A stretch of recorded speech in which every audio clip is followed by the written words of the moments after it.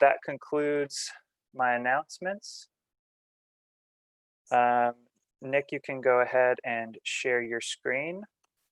Our first presenter is Nick McClure from Resonance. And since there's two presenters in this session, each presenter will have 15 minutes to share their slides and 5 minutes for Q&A. Go ahead, Nick. Great, thanks, Riley. Hi, everyone. I'm Nick McClure. I work for Resonance, a small international development consulting firm focused on private sector solutions and innovation in frontier markets. We've been leading private sector engagement under the USAID Tanzania Water Resources Integration Development Initiative, or REIDI, activity led by Tetra Tech. In our role on this project, we've supported WASH businesses to expand into rural and peri-urban areas across 5 regions of Tanzania. Notably, we've been supporting 2 Tanzanian social enterprises to expand access to menstrual hygiene management products in underserved areas. During this presentation, I'll describe the market-based approach that we've used to expand access to MHM products and discuss some lessons learned throughout the process.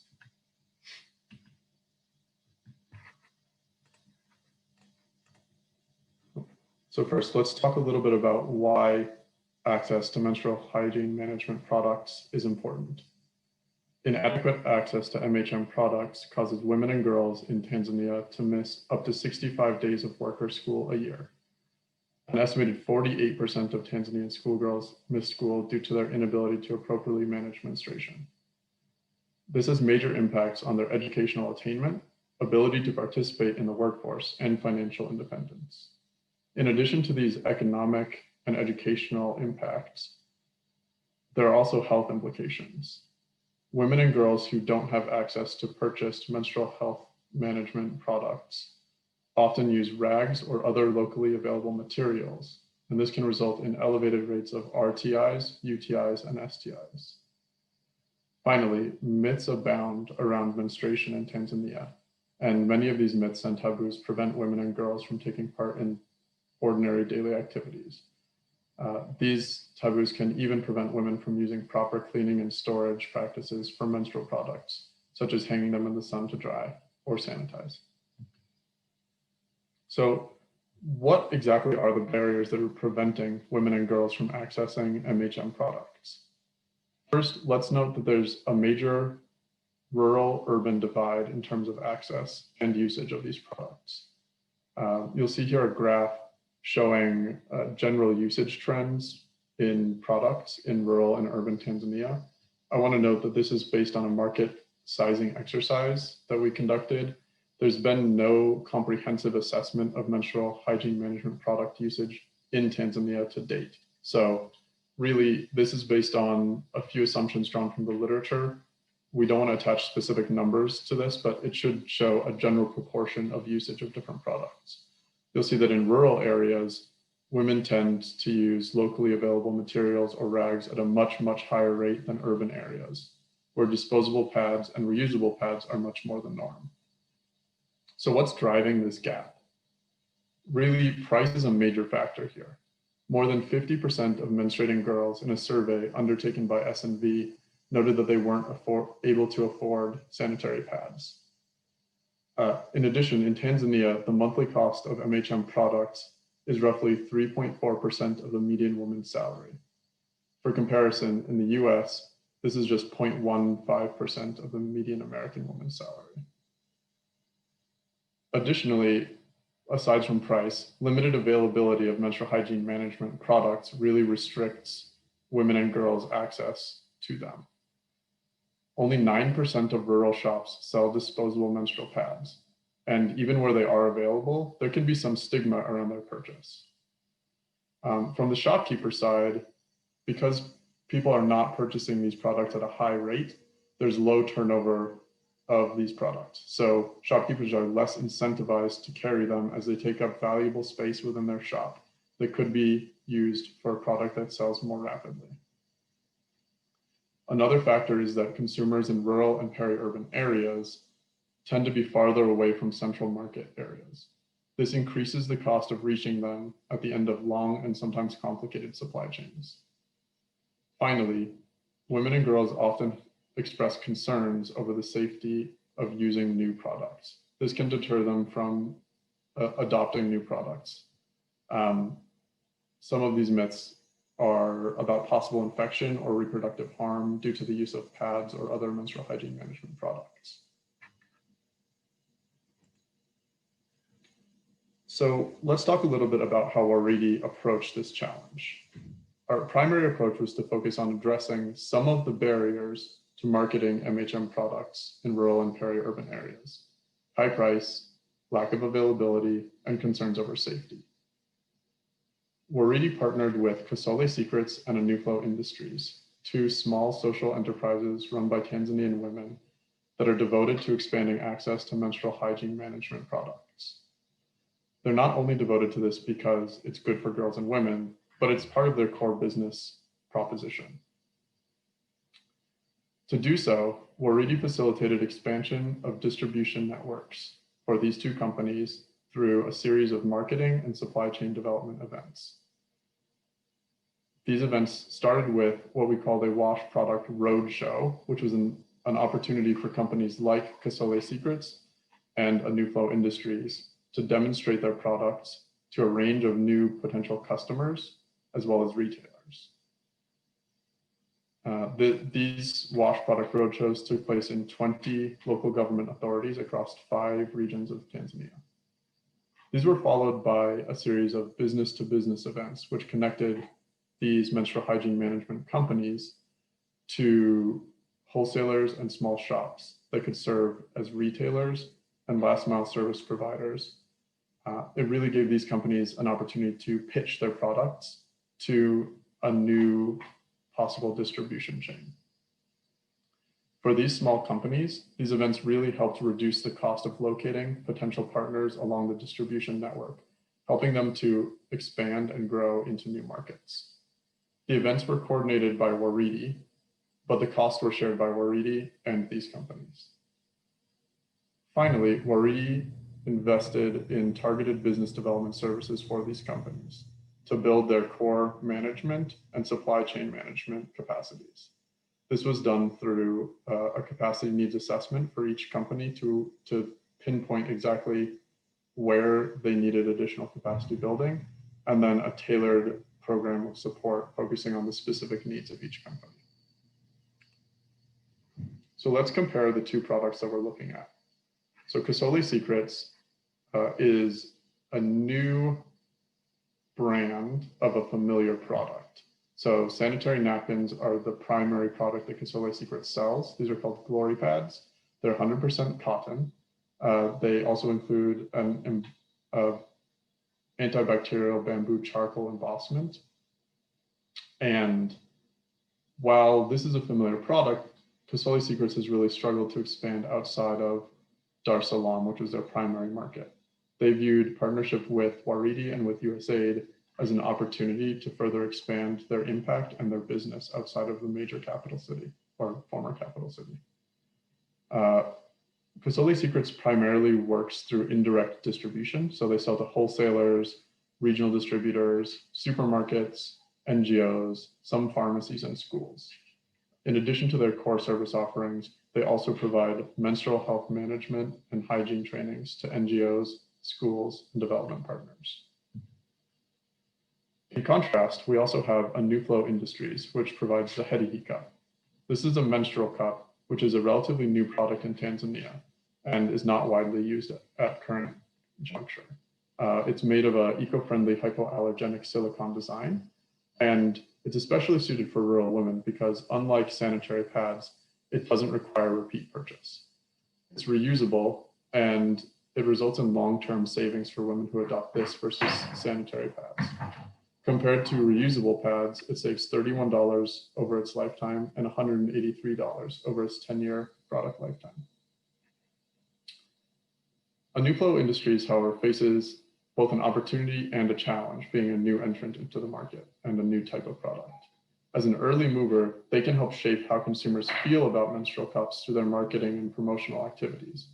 But they also have to convince consumers to try a new product one with a higher upfront cost than the products that they're used to. Again, in rural areas where price is one of the major constricting factors, that can be a real challenge. However, WaterCredit's approach here was to help Ntuyeko hone their target customer set. So they would really focus on early adopters to drive both MHM impact, as well as to create a solid foundation for their business in terms of an initial set of customers. Unlike Kasole Secrets, Ntuyeko Industries is primarily using direct-to-consumer distribution, so they're focusing more on distributing to specific retailers and also looking at areas around colleges and universities where young women and girls are more likely to adopt and try out new products. They're also focusing on marketing to NGOs that are providing menstrual hygiene management programming, as they're not the final consumer, but they would be a purchaser who would be helping to distribute to women who are participating in their programs. So let's take a look at how these two products performed next to one another. Probably not surprising, but familiar products do sell better. So Kasole Secrets Glory Pads showed a much higher volume of sales. Beyond just the fact that they're a disposable product, and so they have repeat customers, the adoption was much higher for this product when compared with the Hygiene cups that Ntuyeko Industries is marketing. However, there are some interesting cost comparisons and price comparisons to consider here. So for a small business in a rural or peri-urban areas that's selling one of these products, disposable products like Glory Pads have a higher turnover, so you're more likely to make sales quickly, but the margins are smaller. If you're able to sell a product like a menstrual cup, which has a higher price, you're also able to make a higher margin. So there's actually more incentive to invest in marketing for a product like a Hygiene cup compared with sanitary pads. Next, both companies saw similar challenges with promotion. Even though the two types of products are very different, they noticed that large wholesalers would refuse to carry them unless they've heard of their brands, unless consumers and retailers are demanding them. And so entry into some of these longer supply chains is a little bit challenging without the promotion to back it up. For a new product like Hygiene cups, there's an additional level of promotion that's needed to drive behavior change and adoption of a new product. However, there have been studies, the Twaweza program in Tanzania found that when offered for free alongside training, adoption rates of menstrual cups remains high, even 1 year after the introduction of the product. So we feel that there's a potential for menstrual cups to take off, but this will require a concerted marketing and behavior change effort on the part of Ntuyeko Industries. So taking a step back, some final lessons learned from the implementation of this project. To drive market-based approaches to increase access to menstrual hygiene management products, there's really a need to focus on identifying and addressing barriers to expansion of menstrual hygiene management companies. So for example, both of these companies expressed that they were having challenges identifying potential distribution partners outside of major urban centers. This was a costly exercise for them and a barrier that WaterCredit was able to reduce by holding these business-to-business and wash product roadshow events. Business-to-business events that helped introduce these companies to downstream distribution partners, such as retailers and wholesalers, led to 43 pricing and distribution agreements for Kasole and 26 pricing and distribution agreements for Ntuyeko Industries. Both were able to expand into 5 to 10 new local government authorities where they're able to increase their sales substantially. Second, when forming partnerships between companies like these two social enterprises and development partners like USAID WaterCredit, it's really important to focus on areas that are of interest to both parties. So forming a partnership that's based on shared value. For example, for these two companies, expanding into new markets represents an opportunity to grow their business, but it also represents an opportunity for the development partner to scale up impact in communities supported by the project. It's important to see that both parties, the development party and the business party, are contributing resources to the partnership. This doesn't necessarily have to be financial resources. It could also mean the form of staff time, financial resources, as I mentioned, or technical support. An example of how this worked very well under the Warigi project, Kosoli Secrets was really dedicated to taking the advice and guidance provided by Warigi in terms of implementing new, improved management policies to build up their core business capacity. And as a result of adopting some of these management policies, they were eligible to win a Grand Challenge Canada grant, which ultimately they were awarded.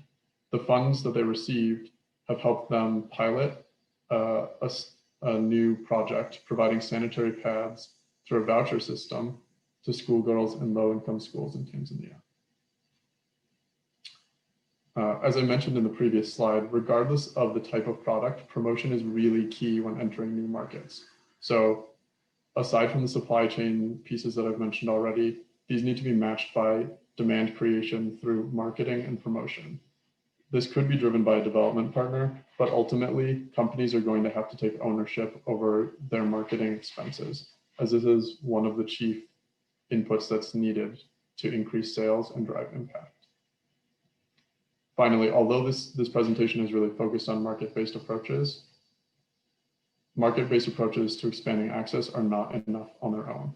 They need to be complemented by education, and education should focus on efforts for both boys and girls to destigmatize menstruation, to teach proper menstrual hygiene management practices, and to develop appropriate wash infrastructure at schools and in public places, and able to make safe access to menstrual hygiene management products and services a reality. Thank you.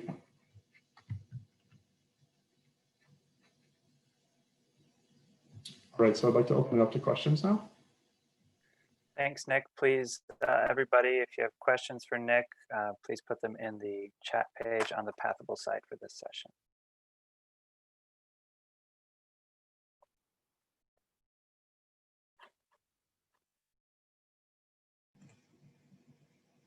And if you don't, then I'll have a chance to catch my breath. Sorry, that was a bit of a sustained monologue there. Nick, we had just one question from Chuck Fisher. I wonder if the menstrual cups might benefit from a multi-level marketing model network like original Tupperware parties or more recently Amway. That's an interesting point. I've actually, this is unrelated, but I've recently been listening to a podcast about multi-level marketing. I think that that business model itself is a little bit problematic, as it's ends up almost universally being kind of a pyramid scheme that relies on new entrants and recruitment of new distributors for members to make a profit. But I do think that some kind of innovative distribution model could be of interest to that type of product. I think the key there to take away is that people really are more likely to adopt a product when they're getting information from a trusted source, like a friend or a family member. And that's really how multi-level marketing works. And so I think taking that type of approach to marketing could be beneficial, although I would caution to steer away from some of the more problematic aspects of multi-level marketing. We have another question from Erenek Duran. Can you elaborate on the type of promotion/marketing campaigns? Sure, there's a number of different things that the two companies are using. So the roadshow is one example, and that was really kind of an event that was put on. It was sort of like not exactly a festival, but a bunch of companies got together. Some were selling menstrual hygiene management products. Some were selling water treatment, filters, solar pumps, etc.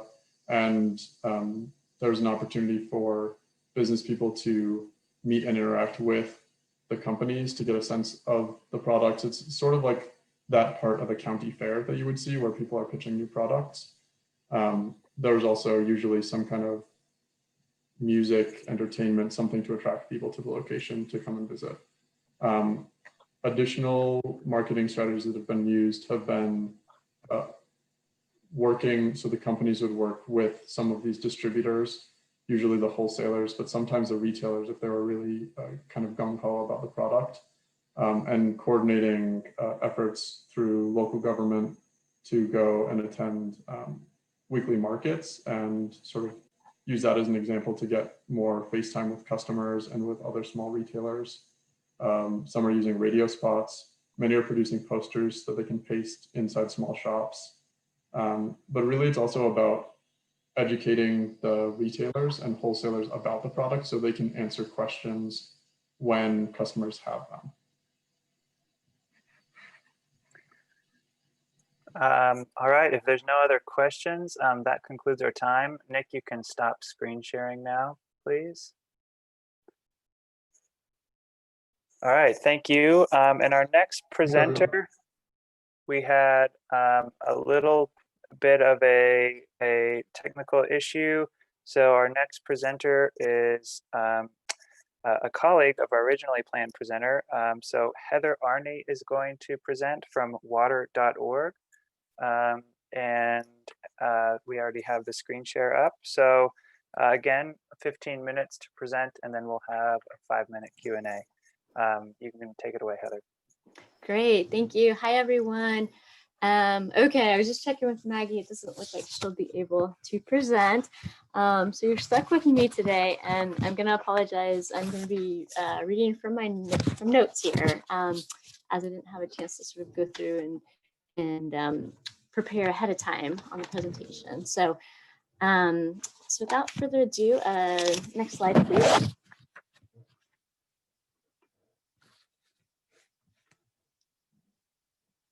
Are we able to advance the slides, or do I need to do that? Sorry, it's not responding. There we go. Oh, there we are. Okay, great, thanks. Okay, so just a little bit of the background on the program. So with the support of the Bank of America Charitable Foundation, we were able to implement a 4-year initiative to expand water and sanitation microfinance operations in a couple states in India.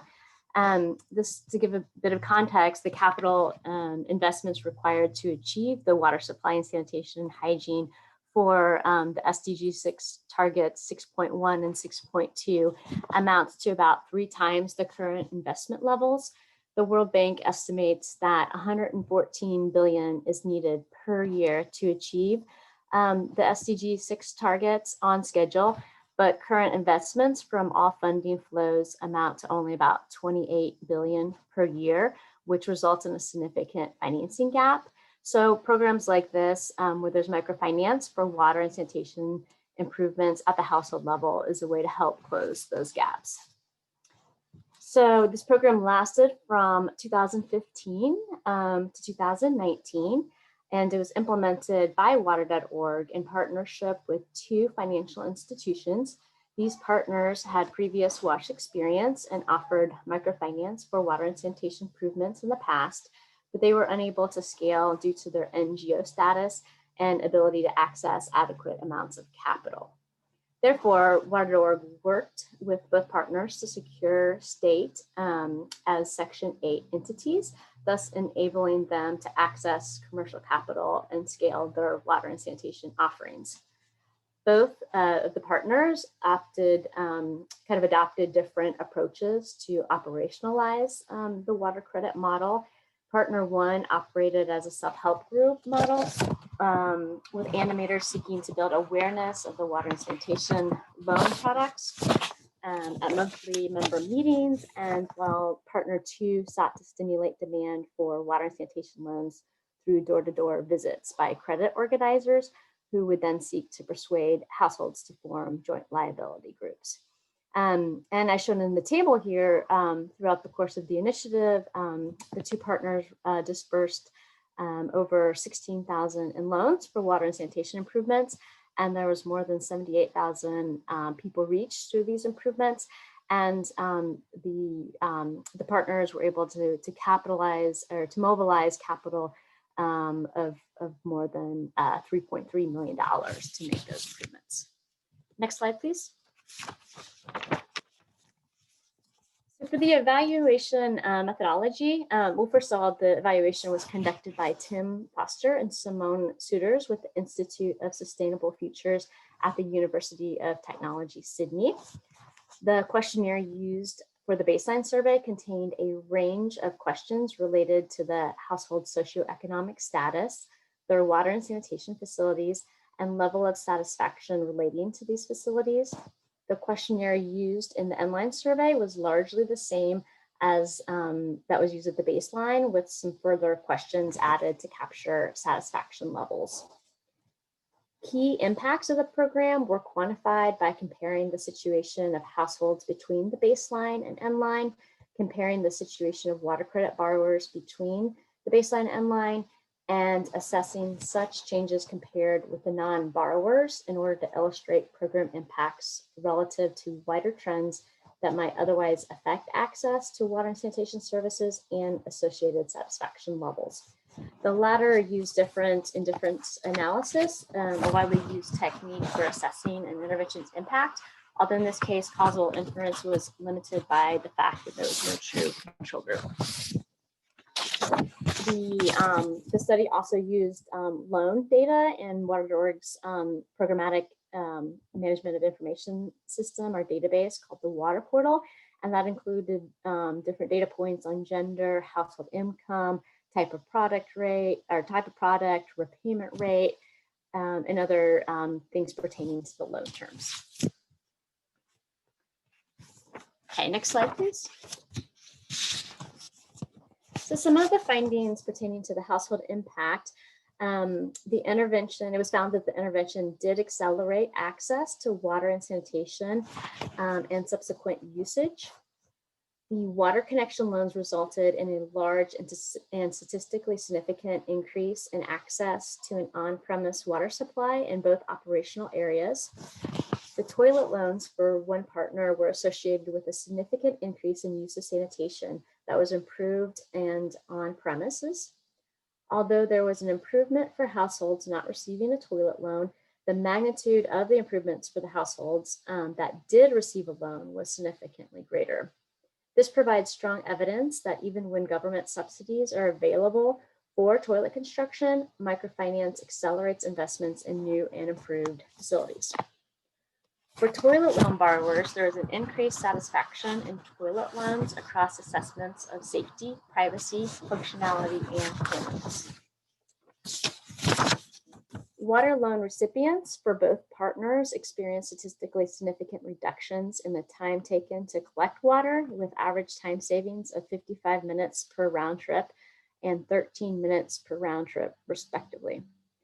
A significant decline was also observed for non-borrowers in both areas. However, in the partner 2 area, the time saving was significantly greater for borrowers than for non-borrowers.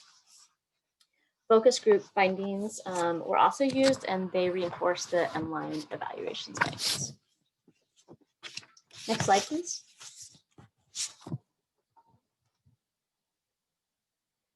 So key findings, starting with the barriers to success for the intervention, it was found that the lack of space to construct a toilet or lack of piped infrastructure prevented interested households from constructing sanitation improvements or obtaining water access.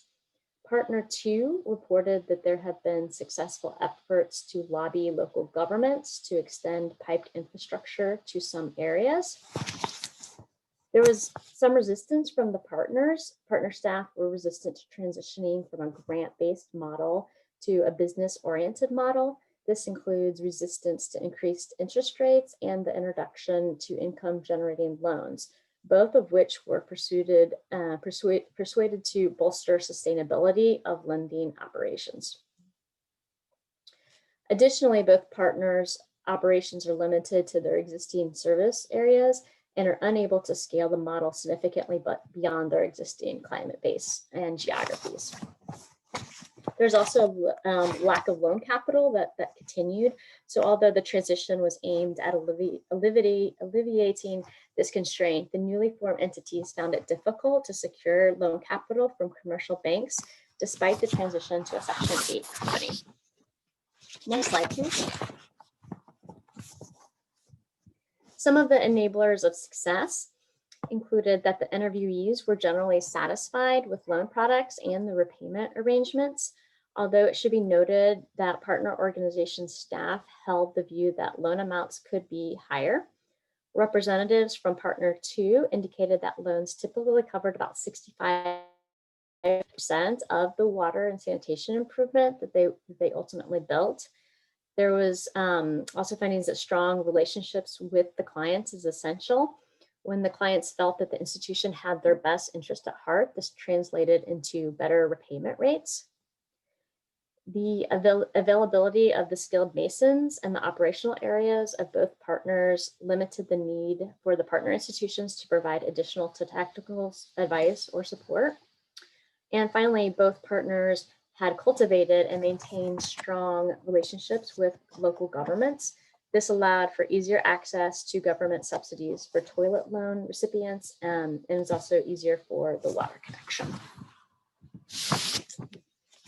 and getting those water connection approvals. Next slide, please.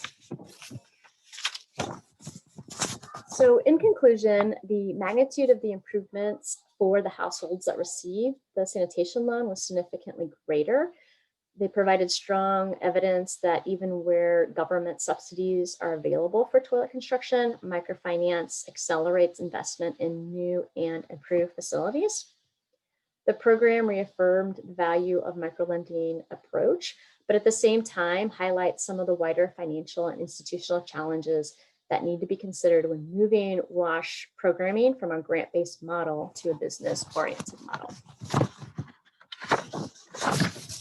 All right, I think that's the last slide. I think we're just on to questions now. Okay, thank you, Heather. Thank you for doing that just off the cuff there and stepping in with our technical difficulties. Really appreciate that. And so we now have a little over 5 minutes for questions. We're actually doing okay on time. So we also have been able to connect Maggie Goble here through the phone. So hopefully, Maggie, you can hear us and be able to respond to some of these questions as well.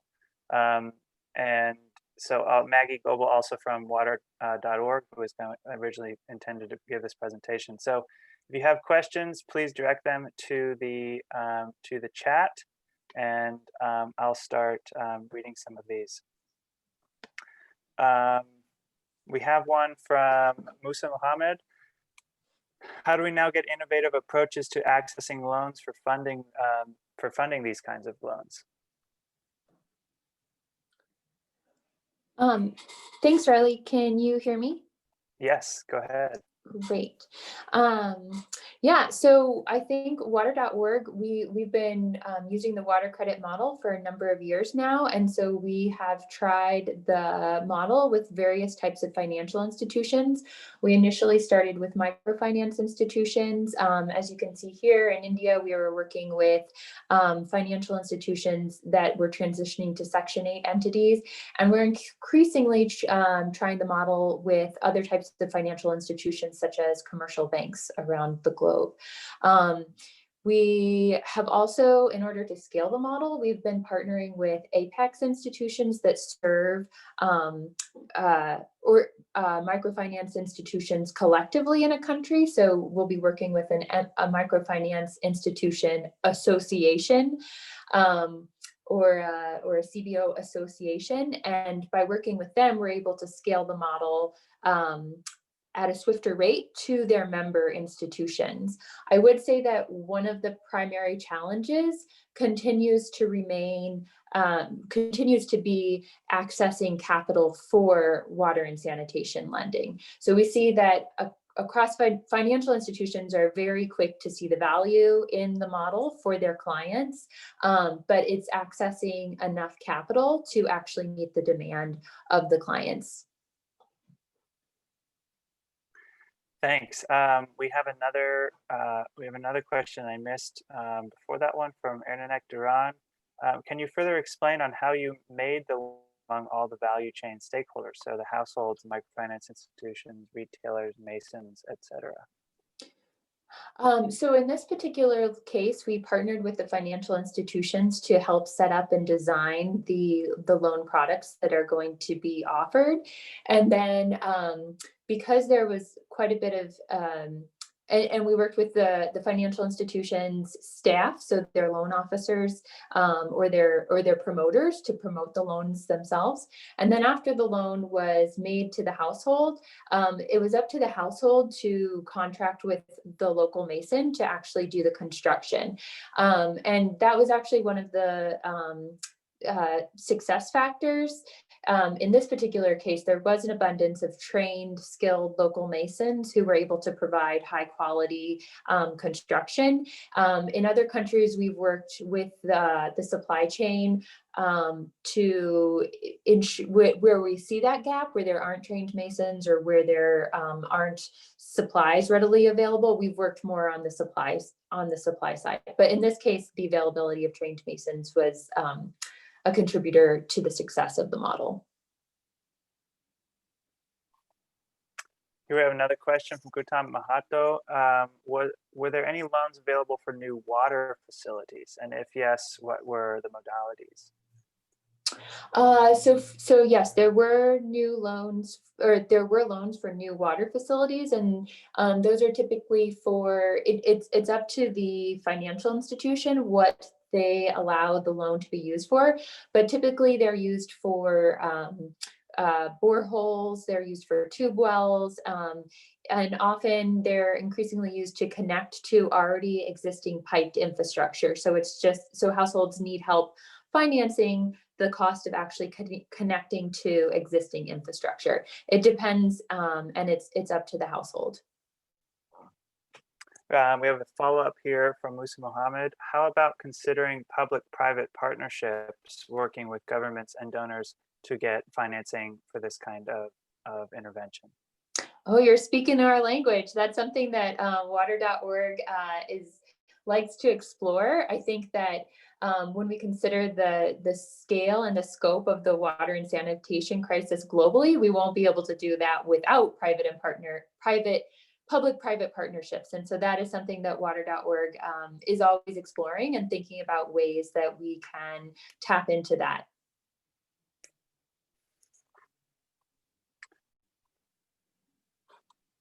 Great. We have another minute here. I'll leave it open for another minute for any other questions.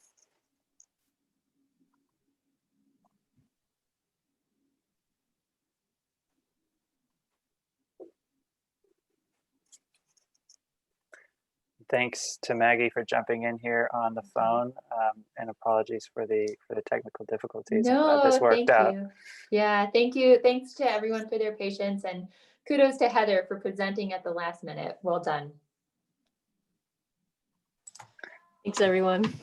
One last comment for you, Heather and Maggie. Musa Mohammed says, can you come to Nigeria and try this here, please? So I think you have some new potential partners. We'll keep that in mind. We'd love to scale the model globally. So we always appreciate hearing enthusiasm for the model around the globe. Well, that concludes this session. And thanks to everybody for attending. I encourage you to continue to connect with each other on the platform site and offline as well.